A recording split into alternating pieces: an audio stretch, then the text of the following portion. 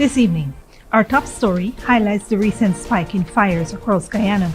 The Guyana Fire Service has responded to several incidents, including 5 separate incidents on Saturday alone. We'll share essential fire safety tips provided by the fire service to help citizens avoid potential fire emergencies and to ensure the safety of individuals and property. In crime news, the Guyana Police Force is on the hunt for a 36-year-old minor businessman from Haslington New Scheme, East Coast Demerara, suspected of fatally stabbing a 29-year-old. We'll delve into the details of the incident, the ongoing investigation, and efforts to locate the suspect. Turning to infrastructure, President Dr. Mohamed Irfaan Ali has announced the government's engagement with investors of the Berbice Bridge Company Incorporated to formulate a plan to enhance the government's role and reduce the crossing costs for citizens. We'll discuss the significance of this move and the plans for a fixed, high crossing bridge across the Berbice River, as well as the collaborative efforts for a bridge across the Corentyne River with Suriname. In legislative development, Guyana is set to consider a new family violence bill in Parliament this year, aiming to comprehensively address violence issues. Minister Vindhya Prasad highlighted the bill's feature, including more punitive measures and the removal of discretionary powers from the police. Finally, on the international stage, U.S. President Joe Biden has launched his re-election campaign with a strong critique for former President Donald Trump, describing him as a threat to democracy. We'll explore Biden's campaign strategy and the potential political implications for the upcoming election.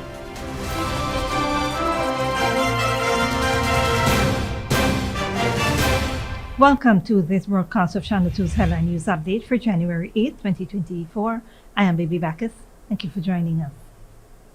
First up, ranks of the Guyana Police Force are on the hunt for a 36-year-old minor businessman of Haslington New Scheme, East Coast Demerara, who allegedly fatally stabbed 29-year-old Otis Andy Himchan of Haslington New Scheme, East Coast Demerara on Saturday, January 6. Preliminary investigations disclosed that the suspect and the victim, Himchan, had a misunderstanding over a cell phone earlier on Saturday. Around 9 p.m. that evening, the suspect and the deceased had another altercation where they scuffled and Himchan tried to escape. The suspect followed and dealt Himchan a stab to his upper left side chest. Himchan fell to the ground, after which the suspect escaped on foot. The body was examined and what appeared to be blood stain was seen on the chest area and a wound to the left side of the upper chest area in the region of his heart. The body was escorted to the Georgetown Public Hospital where it was pronounced dead on arrival. The body is presently at the Memorial Gardens Funeral Home awaiting a post-mortem examination. Several persons were questioned about the incident. Meanwhile, police are currently looking for the suspect as investigations continues. Moving on, the Brickdam Police Station will be rebuilt to the tune of $28 million. Earlier today, President Dr. Mohamed Irfaan Ali turned the sod for the construction of a 12-story Brickdam Police Station, A Division headquarters. The state-of-the-art facility will become the hub for essential departments, including traffic, finance, and the impact base, boasting a modern design incorporating glass, concrete, and advanced safety features. President Ali stated that the new structure involves relocating many services from the Yves Laurier headquarters to the new building. This shift aims to repurpose Yves Laurier in supporting the government's effort to establish a world-class, state-of-the-art police academy for the entire region. Arbas Dewan Sons Construction will undertake the project in collaboration with Qingjiang Group Company Guyana Incorporated. It replaces the previous wooden complex destroyed by fire on October 2, 2021. The 12-story glass and concrete $28 million project is projected to be completed in 30 months. In other news, the Guyana Fire Service is noting a recent spike in fires across the country. After responding to several incidents over the past week, the fire service reportedly responded to 5 separate incidents on Saturday alone. The Guyana Fire Service is imploring all citizens to be vigilant and practice fire safety and prevention to avoid possible fire emergencies and ensure the safety of individuals and property. Here are some essential tips. Install smoke detectors in key areas of your home, especially near bedrooms, and test them regularly to ensure they function correctly. Have fire extinguishers. Keep fire extinguishers in easily accessible areas such as the kitchen and nearby potential fire hazards and learn to use them properly. Create and practice escape plans. Develop a fire escape plan for your home, identifying multiple exit routes. Never leave cooking unattended.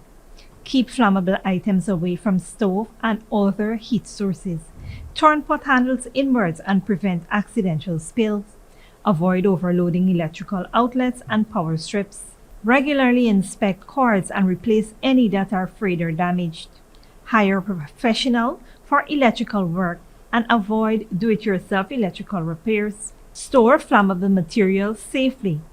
Also, educate your family members. Teach children about fire safety, including the dangers of playing with matches or lighters. Discuss fire safety rules regularly and ensure everyone is aware of emergency procedures.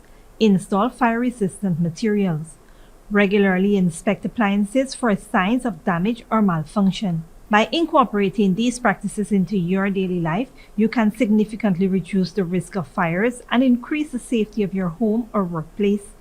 Regular awareness, education, and preparedness are critical elements of adequate fire safety and prevention.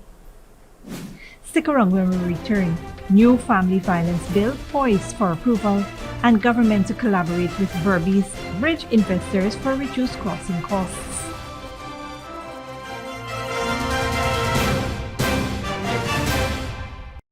When you need money and you gotta get it fast, Creative Jewelry and Pawn Shop is the place for that confidential transaction in a quiet and secure location. You'll get the highest value per pennyweight for your gold and also enjoy the lowest interest rates and longest payback period too. Yes, for that instant transaction to solve a pressing financial problem. That Creative Jewelry and Pawn Shop, 4-6 Boyle Place, that's between the Ministry of Housing on Brickdam and White Castle Fish Shop, be your first and only choice. Creative Jewelry and Pawn Shop, safe and sound, solid and secure, always there for you. Telephone 231-7878 and 223-8955. Furnishing your home or office has never been easier. Here at Kissoon's, our inventory of locally made and imported furniture, offered at amazing prices, will leave you wanting more. From vinyl, floor rugs and carpets, bedroom, dining and living room sets, mattresses, pillows, office desk, chairs and filing cabinets, outdoor benches and tables. We have a piece of furniture for every room imaginable in your home or office. Check out our flagship store at Industrial Site Rijnveld or one of our branches in New Amsterdam, Port Morant, Riverton and Camp Street. Kissoon's Furniture, furnishing homes for over 50 years. Good girl forget things.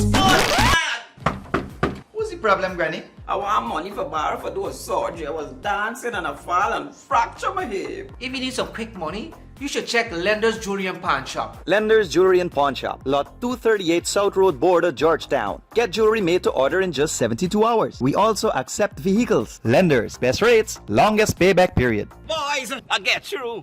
Plus, I could dance again. Lender's Jewelry and Pawn Shop. Sneakily with a gift of sight from Modern Optical Services. Let our professional team examine and prescribe what's best for your eyes. Our smiles make fashionable faces. See us for a full line of optical services, including brand name and prescription eyewear.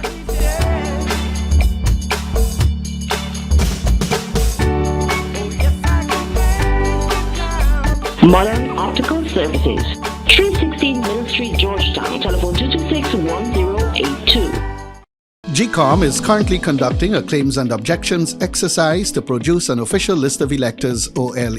If you will be 18 years or over by December 31st, 2023, and you are a Guyanese citizen by birth, descent, or naturalization, or a citizen from a Commonwealth country living in Guyana for 1 year or more, you are eligible for inclusion in the OLE. GCOM has posted the preliminary list of electors PLE in all of the registration divisions across Guyana for you to check if you are listed, and if so, whether your particulars are accurate. If you have changed your address since you were registered, you are required to visit the GCOM registration office responsible for your new area of residence to apply for a transfer. Monday, 15 January 2024 is the last day on which you can apply for a transfer. For further information, contact GCOM at 225-0278-9 or visit our website at www.gcom.org.gy. Welcome back. President Dr. Mohamed Irfan Ali on Sunday said that the government of Guyana is set to engage with investors of the Berbice Bridge Company Incorporated to formulate a plan that would enhance the government's role and reduce crossing costs for citizens. Although specific details were not disclosed, President Ali emphasized the government's intent to collaborate closely with Berbice Bridge investors to facilitate a more affordable and efficient crossing experience. The Berbice Bridge, connecting Region 5 Mahika Berbice and Region 6 East Berbice Quarantine, was constructed between 2006 and 2008 with financial backings from various entities, including the state-run National Insurance Scheme and private investors. Despite state-run NIS being the primary investor, Dr. Ranjit Singh Bobby Ramsrup, an associate of Vice President Barry Jaglio, holds the largest share. President Ali also revealed plans to accelerate the construction of a fixed, high-crossing bridge across the Berbice River, addressing the region's future needs. Additionally, collaborative efforts between Guyana and Suriname for a bridge across the Quarantine River are progressing, with the contract between the two nations being finalized. In other news, a new family violence bill focused on comprehensive measures to address violence is completed and set for parliamentary consideration this year. When approved, it will replace the existing Domestic Violence Act. Minister Vindhya Prasad mentioned the bill's wide-ranging input from civil society and stakeholders, providing broader coverage for victims compared to the current law. The bill includes more punitive measures and removes discretionary powers from the police, emphasizing prompt action in cases of visible bodily harm. Additionally, a harassment bill, particularly addressing workplace harassment, is in the finalization stage. The minister plans to introduce bills on child protection, including child abduction and maintenance, aligned with the Hague Convention.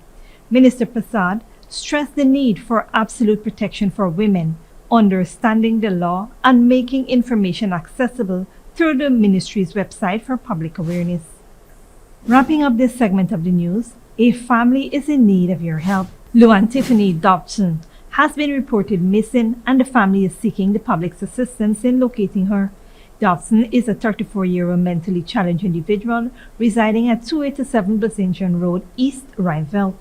She left home around 1 p.m. yesterday to visit an aunt wearing a green and white African print top and a blue skirt. If anyone has any information on Luan Tiffany Dobson, kindly contact the family on 643-0427 or 663-9782 or the nearest police station. Don't go away after the break. Kidnapped migrants rescued in Mexico, and what happened to Alaska Airlines Boeing 737 MAX 9 whose door blew off.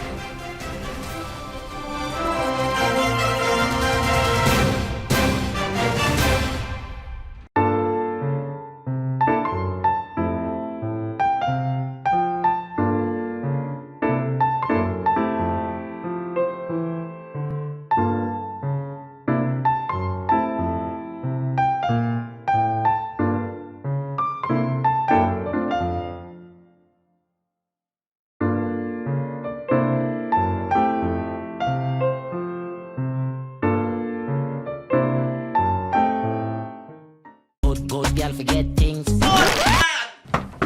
What's the problem, Granny? I want money for borrow for those surgery. I was dancing and I fall and fracture my hip. If you need some quick money, you should check Lender's Jewelry and Pawn Shop. Lender's Jewelry and Pawn Shop, lot 238 South Road Border, Georgetown. Get jewelry made to order in just 72 hours. We also accept vehicles. Lender's, best rates, longest payback period. Boys, I get through. Plus, I could dance again. Lender's Jewelry and Pawn Shop.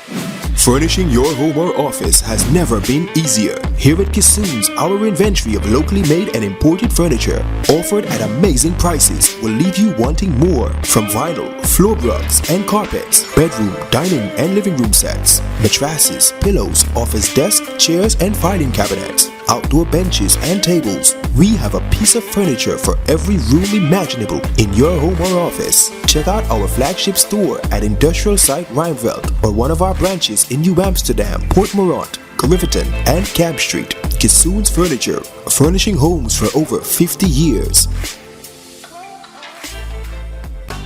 Sneakily with a gift of 5 sight from Modern Optical Services. Let our professional team examine and prescribe what's best for your eyes. Common Smalls make fashionable faces. See us for a full line of optical services, including brand name and prescription eyewear.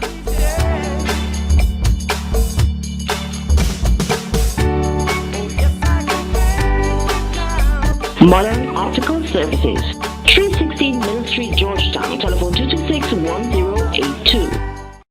When you need money and you gotta get it fast, Creative Jewelry and Pawn Shop is the place for that confidential transaction in a quiet and secure location. You'll get the highest value per pennyweight for your gold and also enjoy the lowest interest rates and longest payback period too. Yes, for that instant transaction to solve a pressing financial problem. That Creative Jewelry and Pawn Shop, 4-6 Boyle Place, that's between the Ministry of Housing on Brick Dam and White Castle Fish Shop, be your first and only choice. Creative Jewelry and Pawn Shop, safe and sound, solid and secure, always there for you. Telephone 231-7878 and 223-8955. GCOM is currently conducting a claims and objections exercise to produce an official list of electors, OLE. Anyone who will be 18 years or over by December 31, 2023 and is a Guyanese citizen by birth, descent or naturalization, or a citizen from a Commonwealth country living in Guyana for 1 year or more is eligible for inclusion in the OLE. GCOM has posted a preliminary list of electors, PLE, at popular locations in all the registration divisions across Guyana for you to check whether your particulars or that of other electors are accurate. You can object to anyone who you believe does not qualify for inclusion in the OLE. To do so, you must be listed in the same divisional list as the person you are objecting to. Visit the GCOM registration office responsible for your area of residence to make an objection. The objections aspect of this exercise will end on Monday, the 22nd of January 2024. For more information, contact GCOM on 225-0278-9 or visit www.gcom.org.gy.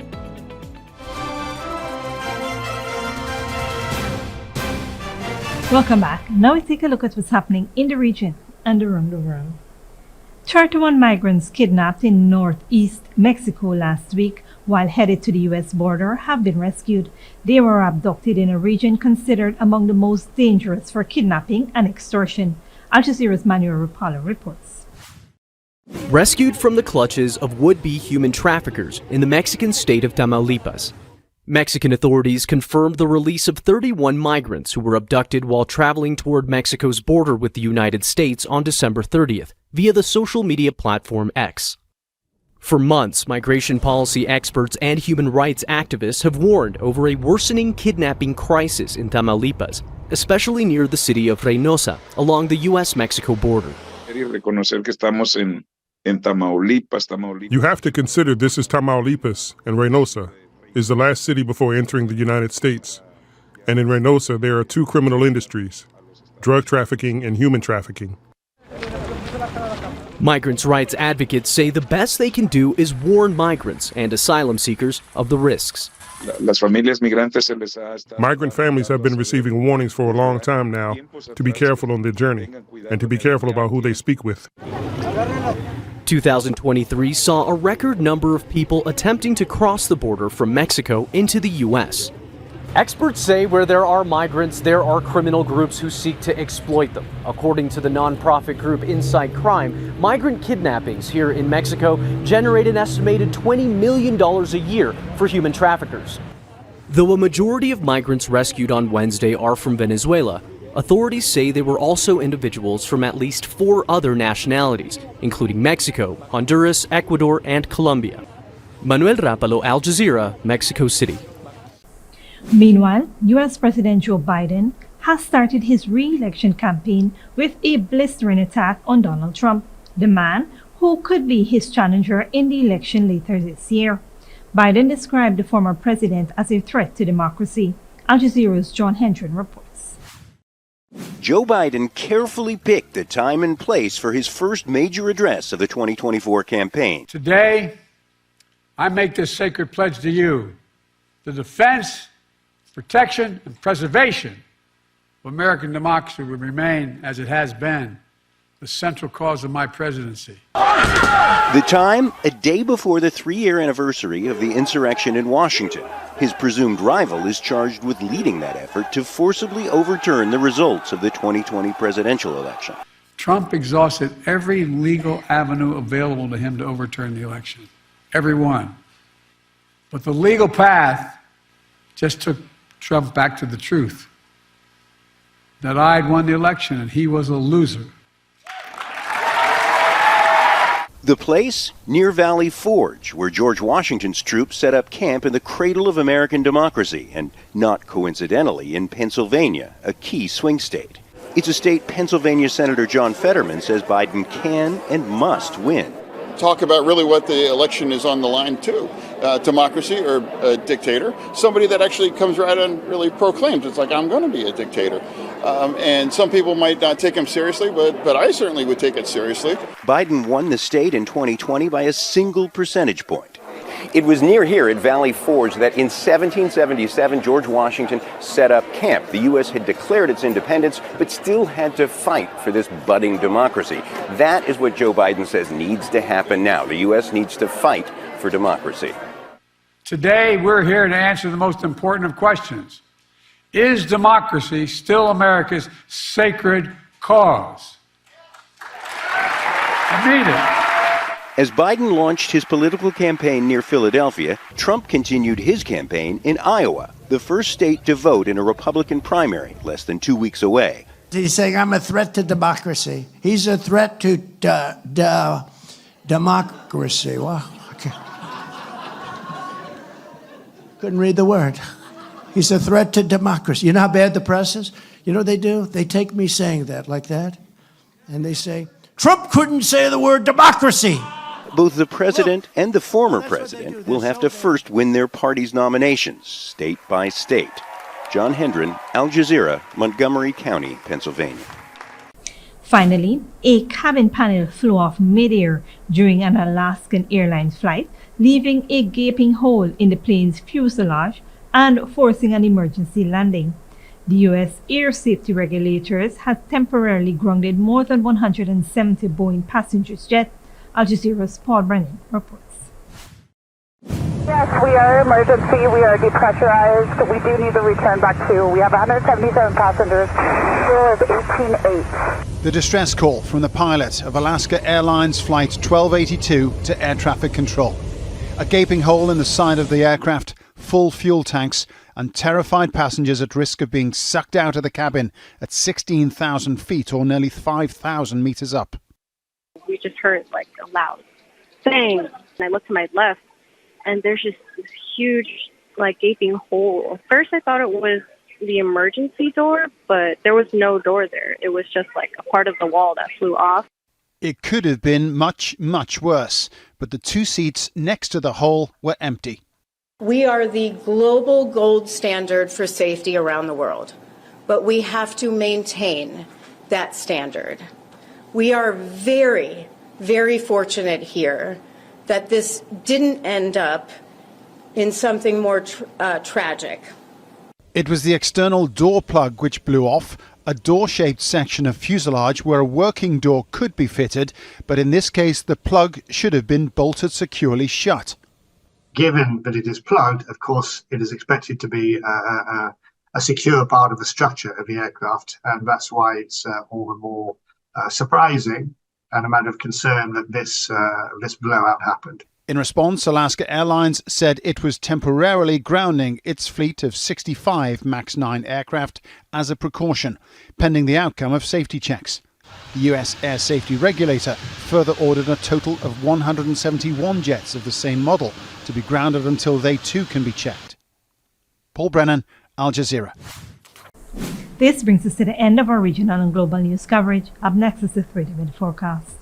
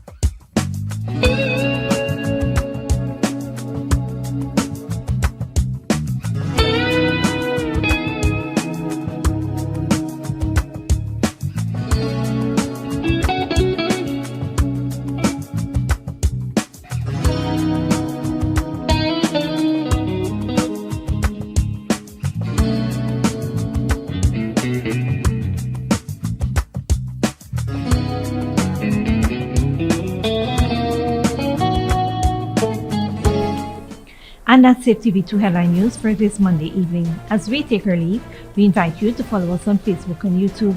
You can tune in tomorrow at 6:30 a.m. for a rebroadcast and at 7 p.m. for more news. Until then, please take care of yourself and each other.